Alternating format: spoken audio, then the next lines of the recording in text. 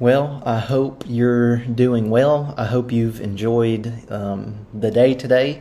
It's certainly been a beautiful day as far as the weather's concerned. It's been really hot, but I appreciate and can appreciate, I guess, the sunshine. I don't think we have any announcements tonight, but we do want to let you know that if you are sick or you're hurting in any way, please let us know.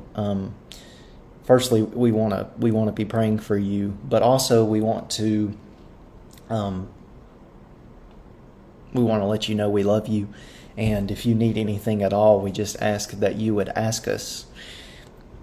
We are going to jump into a new study tonight. We have finished the book of Malachi, and the next book that everyone has elected to study is the book of Ecclesiastes. Now, I will go ahead and say this.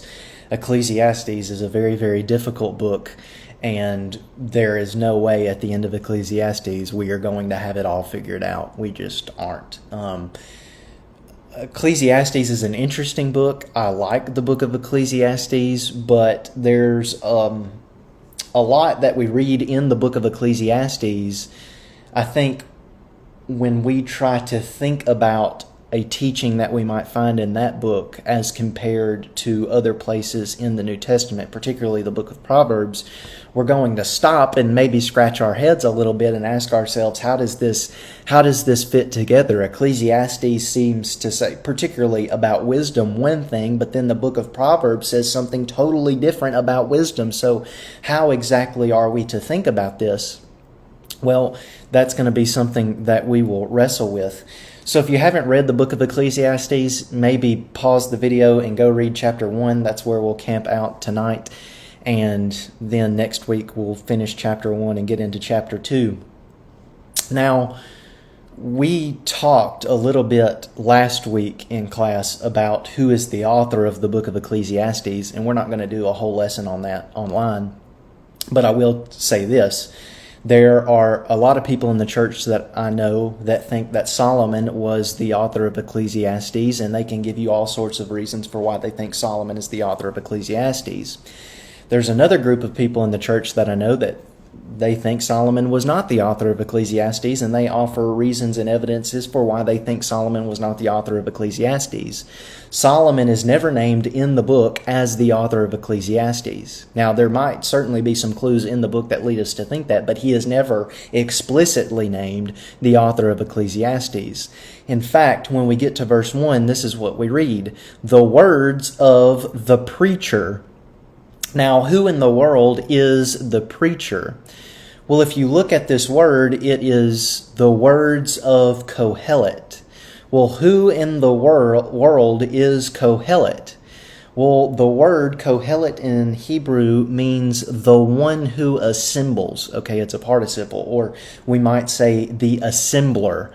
So why in the world do people translate it as the preacher when the word means the one who assembles? Well, they've read something into the text. What translators had to do was say, okay, who is this assembler? If this person is assembling a group, it must be a religious group. And if it is a religious group, then the speaker must occupy a preaching role. Okay, so we can see where, translations like the words of the preacher or the words of the teacher, where those kind of ideas came from. But notice this is the words of Kohelet, the words of the assembler, the words of the one who assembles. Who is that? We don't really know. The son of David, king in Jerusalem. Now, if you were wanting to argue for Solomonic authorship of the book of Ecclesiastes, you would probably put a lot of stock into that description, the son of David, king in Jerusalem. But we get to verse 2, and this is what we read. Vanity of vanities, says the preacher. Vanity of vanities, all is vanity. Now, what we're going to notice, and I'm assuming that everybody has read the book of Ecclesiastes before, the book of Ecclesiastes is a very, very depressing book, okay? If somebody was contemplating their purpose in life and maybe they thought that there was no purpose in life, the book of Ecclesiastes is probably not the book to refer them to, okay? The book of Ecclesiastes is very depressing. In fact, we read this expression throughout the book of Ecclesiastes. It's one of the most well-known expressions in the book. Vanity of vanities, says the preacher, vanity of vanities, all is vanity. What in the world is vanity? Well, the word vanity, or the Hebrew word hevel, is used 36 times in the book of Ecclesiastes, okay?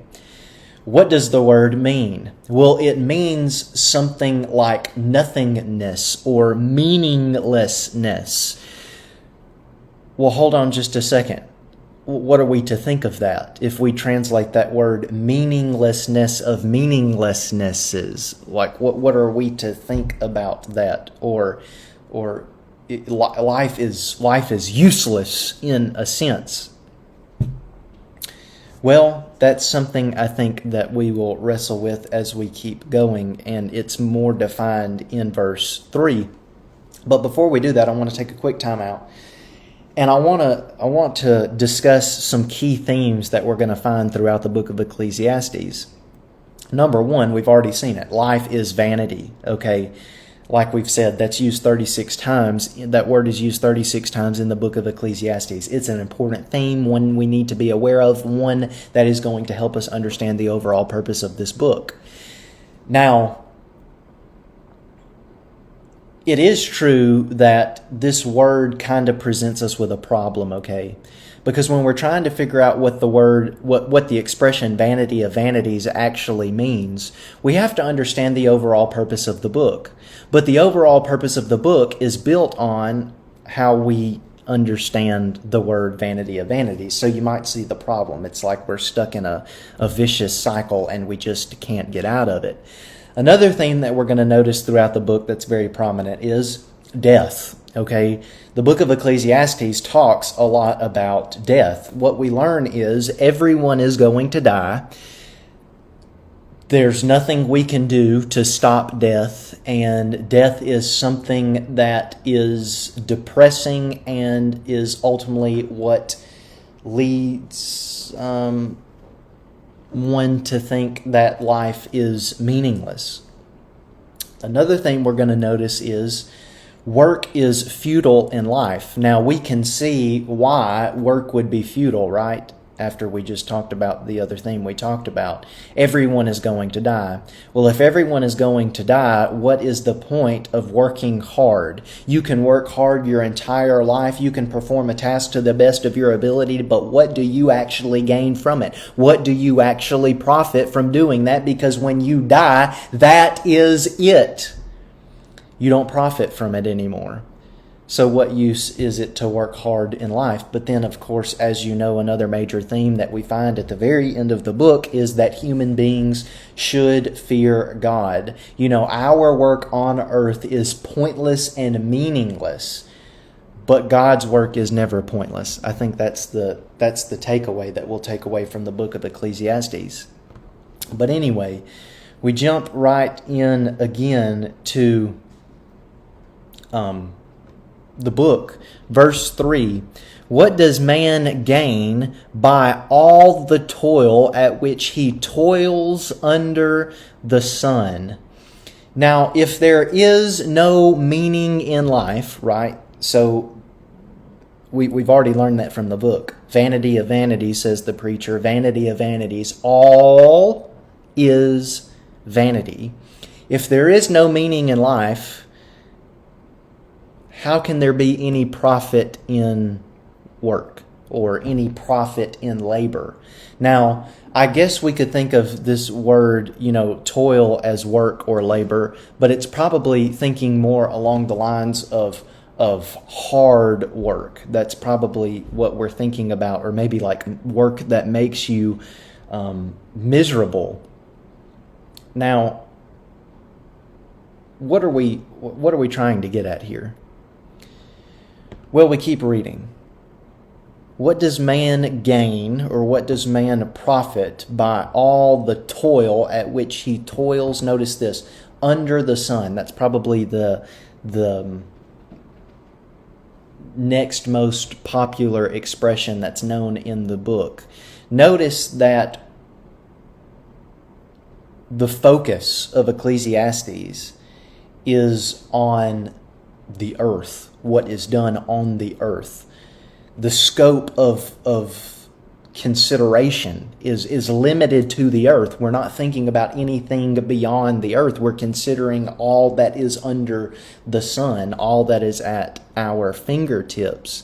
And that is what Kohelet ultimately renders meaningless or useless. But anyway, what does man gain by all the toil at which he toils under the sun? Verse 4, a generation goes and a generation comes, but the earth remains forever. Well, why in the world do human beings not profit from their hard work or their miserable work or all the toil that they toil under the sun? Well, perhaps it's in verse 4 that we are given a reason, and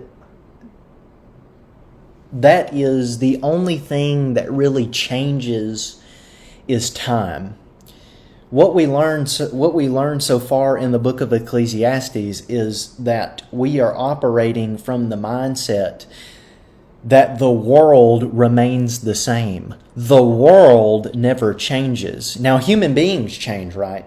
Because human beings are here, they're on the scene, and then they're gone, right? They die, they return to the dust of the earth. But the earth seems to remain the same forever. Now, verse 5, the sun rises and the sun goes down and hastens to the place where it rises. Now, we've learned so far that the author believes the world never changes. Now, maybe that causes us to scratch our heads and think, hold on just a second, the world changes. The world's not always the same. Well, he's about to give us reasons for why he says that. The sun rises and the sun goes down and hastens to the place where it rises. Now, there's this idea in the ancient world that when the sun rose, it rose from a chamber, or it rose from a particular location, and when it made its way, its journey across the sky, it rested in another chamber and then rushed back to the other one to go the next day. So we see why the sun rises and goes down and hastens, notice this, to the place where it rises. Now, what exactly do we mean by hastens? Because the word could really be translated pant. Now, when we talk about pant, that could have a positive connotation or it could have a negative connotation. We read that we are to pant after the Word of God. Well, obviously, that's used in a very positive way. We long for, we desire the Word of God. We desire and long and pant for His commandments. But then there's also a sense in which the word pant can be used in a negative way. We think of women in childbirth who pant because they are so exhausted and their bodies are so tired from giving birth to their child. Well, the question is, when we're talking about the sun here, when it hastens to the place or pants to the place where it rises, is this used in a positive way or a negative way? Well, we get the image that if the sun rises from its place and rests in another chamber, does it joyously move along to the next place so that it can rise the next morning? Or does the sun rise and it sets and then it hurries back with no breath? It's so exhausted so it can rise again, but it finds no rest or no delight. Well, by the context of the book, that seems to be the translation we're going with. The sun constantly repeats what it does every single day. It never changes. Well, then we get down to verse 6. The wind blows to the south and goes around to the north, and around goes the wind, and on its circuits the wind returns. Now notice this. The wind blows and blows. It gusts, okay? The wind can create very strong gusts, or the wind can lie still, almost as still to the point that you can't even feel the wind. But notice the wind just goes in circles. It goes from the north, blows to the south and goes around to the north. The wind constantly just blows in one big circle. Now what we might say is, hold on, but the wind actually does change, right? It changes as far as force and speed is concerned. Well, while that might be true, that the wind can work and blow and gust, it really produces very little to show from that. There's no really reward for that. Just like the sun every day is going to travel the same path, the wind is going to continue to blow in the way that it has always blown. Remember, what we're trying to gain here is that the world never changes. Okay, if the world never changes, it doesn't matter how hard you work, you're not going to change the world. It is going to stay the same. Therefore, you're not going to profit from your labor or your hard work. Well, notice verse 7. All streams run to the sea, but the sea is not full. To the place where the streams flow, there they flow again. Well, again, this is evidence. This is proof to prove to us, the readers of the book, that the world does not change. It has been the same and always will be the same. Streams flow, and then they flow into this great body of water that we call the sea.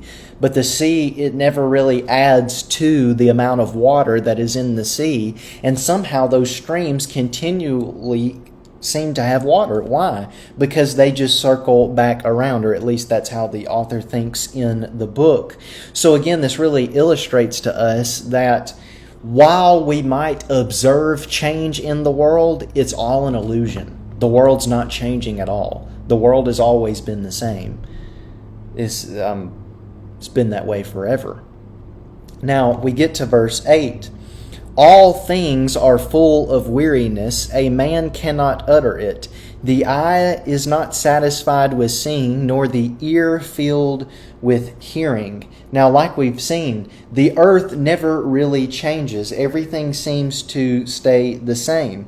Now, this makes human experience unsatisfying. Why? Because everyone seems to have the same type of experience, namely that life is meaningless and life is difficult, really. So difficult, in fact, that what we read in verse 8 just a second ago, man can't even begin to describe it with words. He can't even begin to tell us how difficult life really is because the world never changes. Notice that the eye can see things and the ear can hear, but there is always more to see and there is always more to hear. Why is life so difficult and meaningless, according to the author? Well, it's meaningless and useless because man can never find complete satisfaction in life. You can see all that you want to see, but there is always more to see, and you can hear so much, but there is always more to hear. You're never completely satisfied in what you've seen, and you're never completely satisfied in what you hear. That is life. And thus, that's why we read in verse 2, vanity of vanity, says the preacher, vanity of vanities, all is vanity. That's where we're going to stop tonight. We'll finish chapter 1, Lord willing, next week. I hope you have a great rest of the week. I can't wait to see everybody. God bless.